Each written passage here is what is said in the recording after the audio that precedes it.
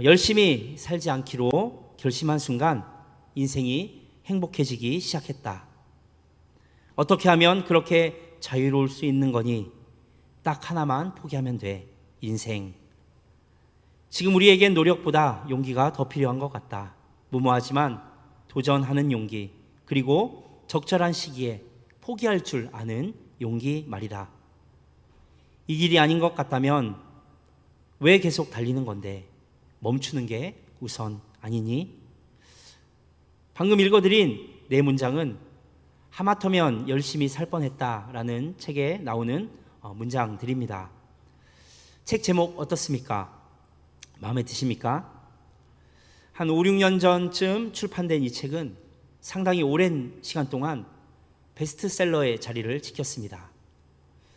그런 이 책의 주요 내용은 내려놔라, 멈춰라, 그렇게 열심히 살지 말아라입니다. 지금 우리가 살아가고 있는 이 시대의 분위기 속에서 이상적이고 어울리지 않는 이야기인데 이 이야기에 공감한 사람들이 많다 보니 이렇게나 많이 팔린 것이겠죠. 누구보다 열심히 살고 있지만 또 누구보다 노력하며 살고 있지만 행복하지 않은 사람들에게 또 불안과 초조로 가득한 삶을 살아가는 현대인들에게 그 마음을 잘 대변하여 준 책이라고 생각합니다. 공무원, 공기업을 준비하는 공시생이 50만 명을 넘어가고 있습니다. 초등학생에게 장래 희망이 무엇이냐라고 물으면 공무원, 공기업 다니는 것이다 라고 대답하는 아이들도 참 많다고 합니다. 수능 대신 이런 시험들을 준비하고 또 이런 직업들은 좋은 결혼의 대상이 됩니다. 이런 사회적 분위기 가운데 LA타임즈는 한국에서 공무원이 되는 것은 하버드에 합격하는 것보다 어렵다라고 은유적으로 표현하기도 했습니다. 계속해서 무언가를 해야 하고 잠시라도 쉬면 뒤처지는 것 같고 또 새로운 것에 대한 도전이나 꿈을 쫓아 살아가는 것은 무모한 일이고 직장을 선택할 때도 미래가 확실히 보장되어 있는 곳인지 그렇지 않은지가 참 중요한 세상 가운데 불확실함이라는 것이 우리에게 얼마나 큰 불안함을 주는지를 보여주는 대표적인 모습들이라고 할 수 있습니다. 이와는 반대로 확실한 증명은 우리에게 평안함을 가져다 줍니다. 증명된 확실함과 증명되지 않은 불확실함, 이 두 가지는 우리의 삶에 큰 영향을 준다는 것은 분명해 보입니다. 오늘 우리가 함께 읽은 이 사도행전의 본문은 바로 이런 증명에 관한 이야기입니다. 바울이 죄인의 신분으로 로마로 호송되는 가운데 유라굴로라 불리는 큰 폭풍을 만나게 됩니다. 그런데 이 폭풍으로 인해 불확실한 것들이 확실해지고 증명되지 않았던 많은 것들이 증명되는 것입니다. 바울은 지금 비록 죄수의 몸이지만 그가 겪고 있는 모든 일이 하나님으로부터 인도되어지고 있는 사명의 길이라는 것을 그 자리에서 증명하며 그와 더불어 우리의 삶의 관건은 그 무엇도 아닌 하나님께 붙들려 있는지 그렇지 않은지에 달려 있다는 것을 이야기해 주고 있습니다. 폭풍이 없었다면 편안할 수는 있지만 불확실할 수 있었던 그 길이 폭풍을 만난 순간 확실한 사명의 길로 증명되어진 것입니다. 이런 큰 폭풍을 경험해 보신 분 계십니까? 유라굴로와 같은 이런 큰 폭풍을 우리가 경험해 보기는 쉽지 않습니다. 그렇지만 영화나 TV를 통해 우리는 간접적으로 알고 있습니다. 항해하는 가운데 그 망망대해 가운데에서 폭풍을 만나면 선택을 해야 하는 것이죠. 배를 가볍게 하여서 폭풍을 견뎌내기 위해 그 순간 바다로 던질 것이 무엇인지, 또 지금 당장 우리에게 필요한 것은 무엇인지, 지켜내야 할 것은 무엇인지를 결정해야 하는 것입니다. 그 순간만큼은 한 조각의 빵이 큰 다이아몬드보다 귀해지는 순간이 찾아오는 것이죠. 우리가 신앙인으로서 하나님을 고백하며 살아가는 사람들이라면 이 폭풍과 같은 고난은 우리가 붙잡고 살아가는 가치관과 우리의 정체성을 밝혀주는 도구가 되는 것입니다. 그러한 관점에서 바라본다면 우리 인생에서 찾아오는 이런 고난들은 참으로 힘들고 어려운 것이지만 또 없어서는 안 될 꼭 필요한 것이라고도 할 수 있습니다. 그렇다면 이 자리에 계신 여러 성도님들은 어떠십니까? 살아가며 만나는 폭풍과 같은 고난 가운데 그것을 어떻게 바라보며 견디고 계십니까?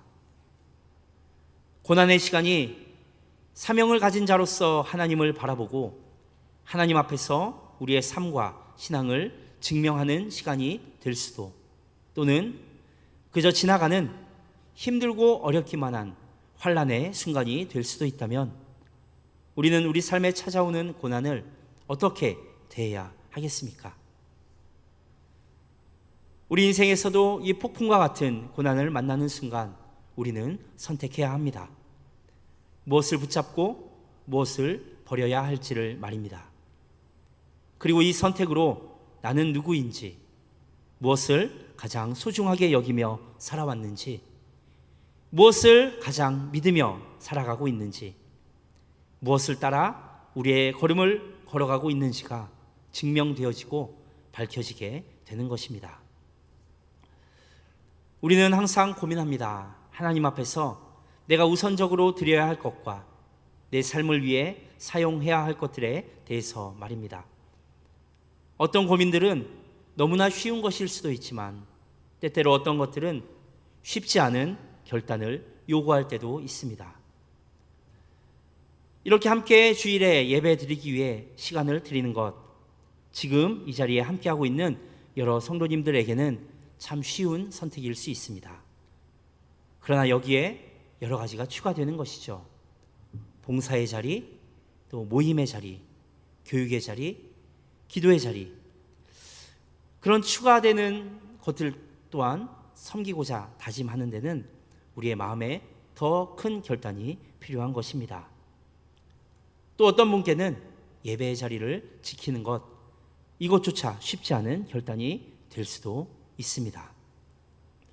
아주 간단한 예를 들었지만 이런 것들 말고도 우리가 살아가는 가운데 수많은 것들에 대해 우리는 우선순위를 두고 행동하게 됩니다. 물론 이 우선순위에는 여러 가지가 고려되고 또 신앙인에게는 하나님 앞에서라는 전제가 추가되기도 하는 것이죠.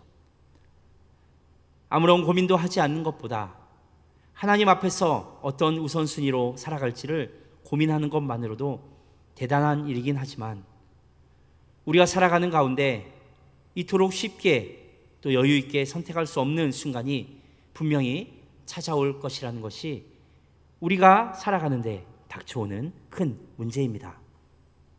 그 순간은 진정한 증명의 순간이고 이것저것 생각할 여유도 여건도 되지 않는 가운데 결정해야 하는 순간이 될 것입니다. 그때 우리가 방황하지 않고 고민하지 않고 우리의 선택을 단순하게 해줄 한 가지가 바로 사명이라는 것입니다. 오늘 본문의 바울과 또 함께 배에 탄 사람들이 처한 상황이 어떤 것인지 다시 한번 살펴보며 우리 삶에 닥쳐오는 이 고난과 사명을 어떻게 대해야 하는지를 다시 한번 생각해 보고자 합니다. 먼저 본문 20절과 21절 말씀입니다. 여러 날 동안 해도 별도 보이지 아니하고 큰 풍랑이 그대로 있음에 구원의 여망마저 없어졌더라. 여러 사람이 오래 먹지 못하였음에 바울이 가운데 서서 말하되 여러분이여 내 말을 듣고 글에 대해서 떠나지 아니하여 이 타격과 손상을 면하였더라면 좋을 뻔하였느니라. 배를 타고 가는 중에 큰 풍랑을 만난 것입니다. 그런데 이 풍랑이 어떻습니까? 여러 날을 계속해서 바울과 사람들이 탄 배에 휘몰아치고 있는 상황인 것입니다. 그런데 작은 폭풍도 아니고 얼마나 큰 폭풍인지 낮에 해조차 보이지 않고 밤에 달도 별도 보이지 않는 그런 상황 가운데 엎친 데 덮친 격으로 오랫동안 먹지도 못하고 구원의 여망마저 없어졌다라고 오늘 본문은 기록하고 있습니다. 이 설교를 작성하며 아주 오래전에 개봉한 터널이라는 영화가 생각났습니다. 보신 분도 계실 텐데요.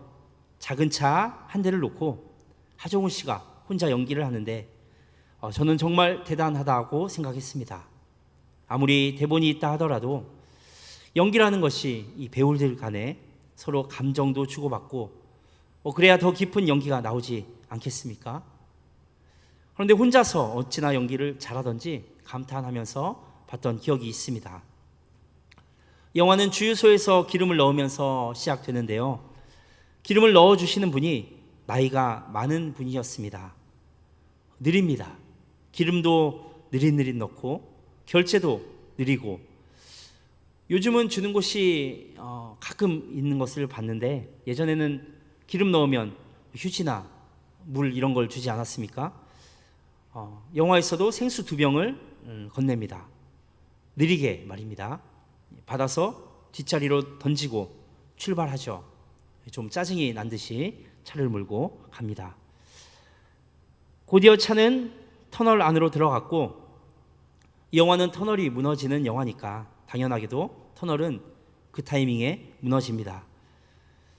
주유소에서 할아버지가 조금만 더 빨리 일을 했다면 이 상황을 피했을까 생각해 보지만 그렇지 않겠죠.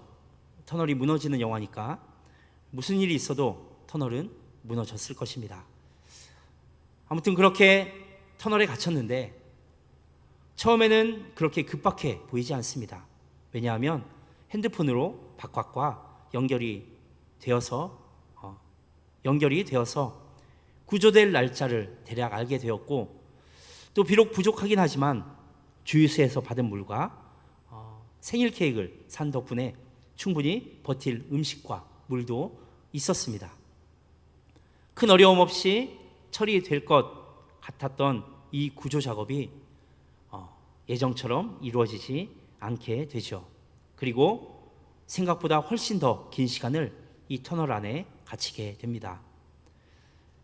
핸드폰 배터리도 떨어지고 음식도 떨어지고 또 아무것도 없이 버틸 수 있는 시간이 훨씬 지나자 이제 여유롭던 모습은 사라지고 모든 것을 포기하게 됩니다.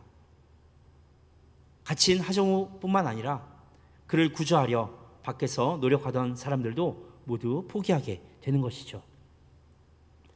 이런 순간이 문제인 것입니다.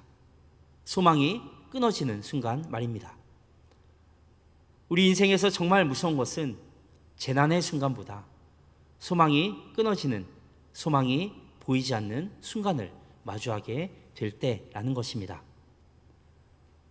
똑같이 터널에 갇힌 상황이었지만 핸드폰도 켜져 있고 먹을 것도 있고 구조될 날짜를 알고 소망이 있을 때와 그 모든 것이 사라졌을 때는 너무나도 큰 차이가 있는 것입니다. 오늘 본문의 바울과 그 일행이 닥친 상황이 바로 그런 상황입니다. 폭풍이 계속되면서 사람들의 소망은 점차 사라지고 죽음에 대한 두려움만 남았습니다. 여러 날 동안 별도 보이지 않는 큰 풍랑 속에 배가 갇힌 것입니다. 이미 버릴 수 있는 것들은 다 버렸을 것입니다.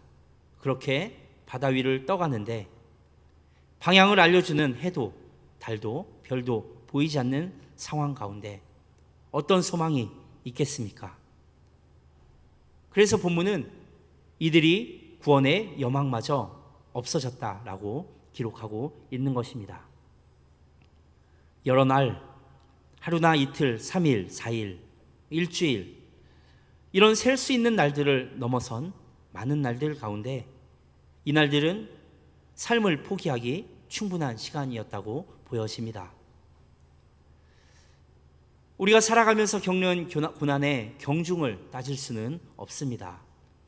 누군가에게는 작은 일이 누군가에게는 큰 일이 되고 또 누군가에게는 큰 일이 누군가에게는 작은 일이 되기도 합니다. 그 중에 어떤 일들은 정말 견딜 수 없을 정도의 무거움으로 우리에게 다가오기도 합니다. 위로도 소용없고 그렇게 고백하던 하나님에 대한 믿음과 신뢰조차 흔들리고 무너지는 그 순간이 찾아올 수 있습니다. 바로 이때가 가장 큰 문제인 것이죠. 우리가 주목해야 할 것은 이런 상황 가운데 바울이 보이고 있는 태도인 것입니다. 본문 22절은 이렇게 기록합니다. 내가 너희를 권하노니 이제는 안심하라. 너희 중 아무도 생명에는 아무런 손상이 없겠고 오직 배뿐이리라. 안심해라. 너희 중에 아무도 죽지 않을 것이다. 물론 배는 망가질 거야. 이렇게 말하고 있는 것이죠. 모든 사람들이 두려움에 떨고 있는 가운데 바울은 무슨 이유로 이렇게 당당할 수 있느냐는 말입니다. 그리고 이 당당함이 바울의 삶이 분명하게 증명되는 순간이기도 합니다. 바울은 하나님께 부름받은 이후에 끊임없이 자신의 사명에 대해 이야기하고 있습니다. 나는 하나님의 종이다.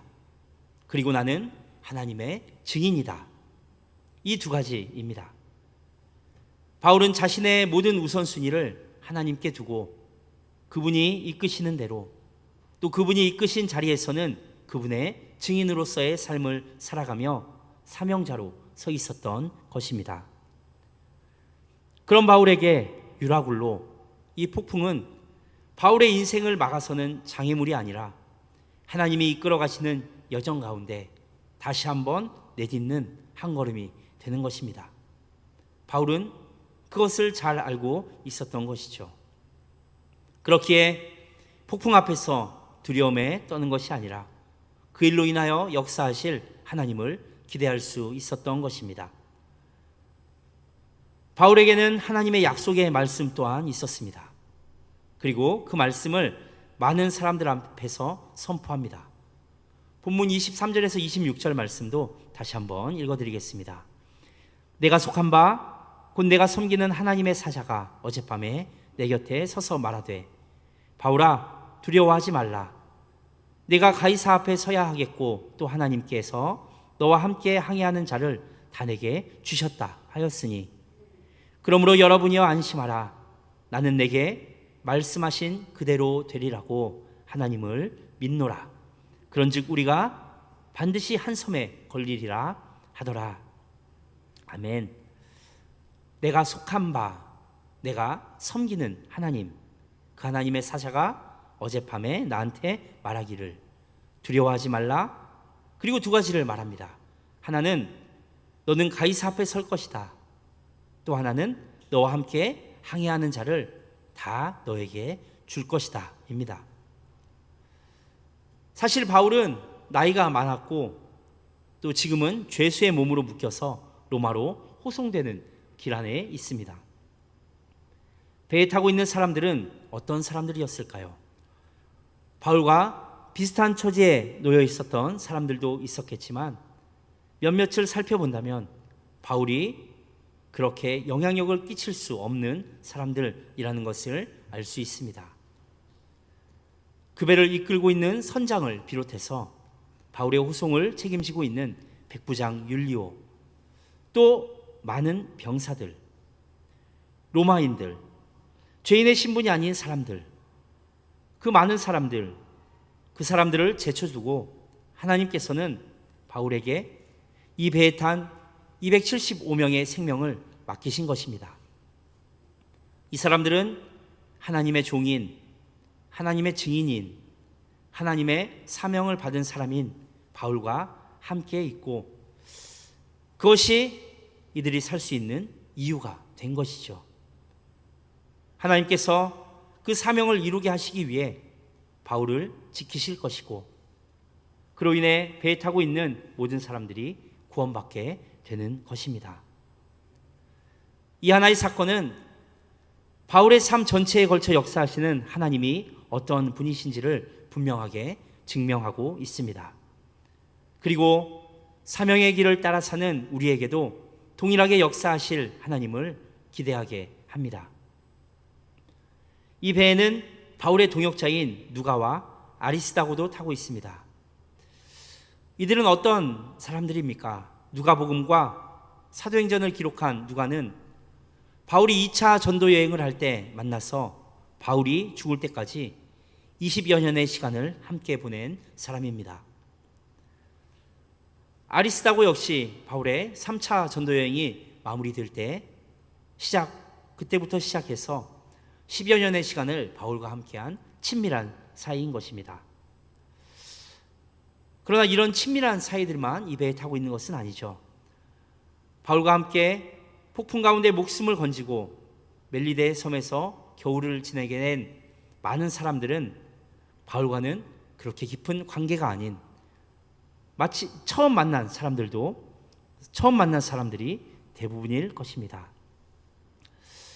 바울과 깊은 관계 가운데 있던 잠시 만난 사이든 상관없는 것이라는 말입니다. 중요한 것은 바울이 하나님 앞에서 종과 증인된 사명을 감당하였기에 하나님은 바울을 통해 이 모든 사람들을 살려주셨다는 것입니다. 이런 일이 이때뿐만이 아니라 바울의 전 생애에 걸쳐서 일어난 것이지요. 사명을 감당하기 위해 3번에 걸쳐 57개의 도시를 다니며 증인된 삶을 살아간 바울에게 하나님은 수많은 생명을 맡겨주셨습니다. 어떤 모습으로 살아가든 우리는 모두 사명자입니다. 그리고 우리는 수많은 사람들을 만나게 됩니다. 어떤 사람들과는 아주 오랜 시간 함께 할 것이고 몇 년, 몇 달, 며칠 또 스쳐가는 인연만 허락된 사람들도 있을 것입니다. 상황과 환경도 모두가 다 다릅니다. 그런데 이런 것이 중요한 게 아니라는 말입니다. 우리가 어떤 상황 속에서라도 우리가 감당해야 할 사명을 안고 주님의 종 되어 증인된 삶을 살아간다면 그렇게 살아가는 여러분의 삶으로 인해 그들에게 생명이 주어지는 것입니다. 너와 함께 항해하는 자를 다 너에게 주겠다 말씀하신 하나님의 약속은 지금 우리들에게도 동일하게 주어진 약속이 되는 것입니다. 하나님께서 여러 성도님들의 삶을 또 환경을 또 상황을 여러 성도님들의 손에 붙여 주시는 것입니다. 또 다른 약속은 무엇입니까? 내가 가이사 앞에 설 것이다 라는 것입니다.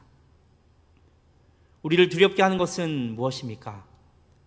폭풍이 두렵지만 그보다 더 두려운 것은 어디로 가야 할지를 모르는 또 앞으로 어떻게 될지를 모르는 그 상황이 우리를 더욱더 큰 두려움으로 몰고 갑니다.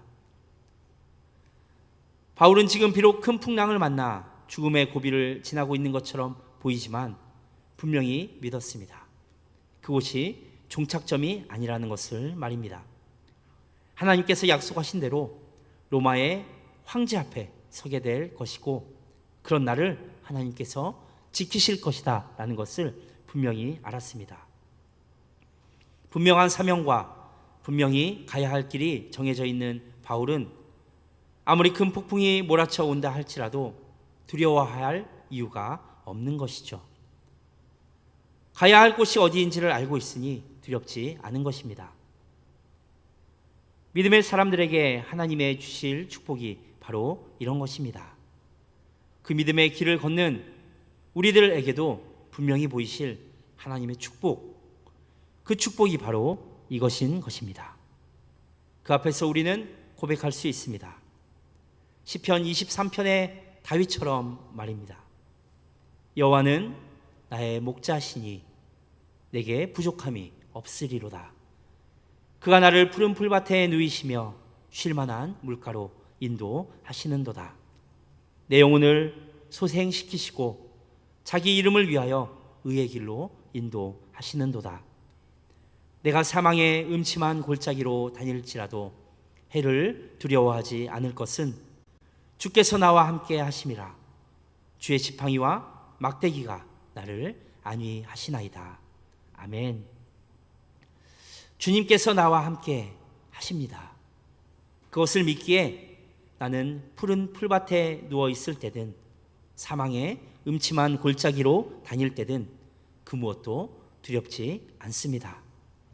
이것이 바로 다윗의 고백 아니겠습니까? 우리 삶에서 추구해야 할 가장 좋은 시기는 푸른 풀밭에 눕는 그 시기가 아닌 사망의 음침한 골짜기를 지날 때라도 주님과 함께하는 때인 것입니다. 그런 고백이 있는 자에게는 사망의 음침한 골짜기를 지날 때가 오히려 주님을 가장 선명하게 느낄 수 있는 때도 되는 것입니다. 바울의 인생에서도 그 삶을 알 수 있는 수많은 고백들이 있습니다. 최고의 고백, 가장 아름다운 찬양, 가장 깊은 기도는 평안할 때가 아닌 거친 풍랑이 몰아치는 바다 한가운데에서 또 목숨이 위협받는 인생의 최고의 위기의 순간 앞에서 드린 고백들이었습니다. 오늘 본문 25절과 26절 또한 그런 바울의 삶에서의 가장 멋진 찬양의 고백들 중 하나가 아닙니까? 그러므로 여러분이여 안심하라. 나는 내게 말씀하신 그대로 되리라고 하나님을 믿노라. 그런즉 우리가 반드시 한 섬에 걸리리라 하더라. 내게 말씀하신 그대로 되리라고 하나님을 믿노라. 바울의 믿음과 고백, 참으로 쉽게 읽고 쉽게 보이지만 고난 가운데 있는 자가 쉽게 할 수 있는 고백은 아닙니다. 폭풍 가운데 폭풍을 바라보는 자는 절대 할 수 없는 그 자리에서조차 하나님을 바라보는 자만이 할 수 있는 진실된 고백인 것입니다. 바울뿐만이 아닙니다. 성경에 나타난 수많은 믿음의 사람들은 평안 가운데서는 물론이고 고난 가운데 하나님 앞에 올려드릴 고백이 있었습니다. 그렇다면 지금 여러 성도님들께는 어떤 고백이 있으십니까? 우리 삶 속에서도 이런 고백이 있어야 하지 않겠습니까? 고난의 크고 작음은 모두가 다르게 느낄 것입니다. 누군가에게는 견딜 만한 일이 또 누군가에게는 버틸 수 없는 광풍과 같은 일일 수도 있습니다. 작은 고난 앞에서는 우리도 하나님을 향한 믿음의 고백을 조금 더 쉽게 드릴 수 있습니다. 그러나 아무것도 할 수 없는 유라굴로와 같은 폭풍 가운데 던져졌을 때, 우리 마음이 무너졌을 때 하나님을 신뢰하기는 생각처럼 쉽지 않습니다. 그런 상황 가운데 드릴 믿음의 고백이 여러 성도님들께는 있으십니까? 그 고백이 있다면 그 고백이 평안할 때는 감사로, 성공 앞에서는 겸손으로, 고난 가운데서는 넘어지지 않을 힘으로, 상한 심령 가운데 위로로 여러 성도님들을 지킬 것입니다. 우리 삶 가운데 다가오는 모든 상황 가운데 믿음의 고백을 드림으로 감사로 나아가는 여러 성도님들 되시기를 주님의 이름으로 축원합니다. 기도하겠습니다. 거룩하신 하나님, 우리의 삶 가운데 크고 작은 고난들이 찾아올 때마다 우리는 하나님을 찾지만 그 앞에서 진실된 감사로 나아가기는 너무나도 힘듦을 고백합니다. 그 모든 일들 가운데 하나님을 향한 믿음의 고백을 드릴 수 있도록 우리를 도우시고, 아무것도 할 수 없는 상황 가운데 놓일지라도 하나님을 신뢰하는 믿음을 더하여 주셔서 우리가 드리는 믿음의 고백으로 우리의 삶이 하나님의 은혜 가운데 지켜지고 인도되어지는 하루하루가 되게 하여 주옵소서. 예수 그리스도의 이름으로 기도드리옵나이다. 아멘.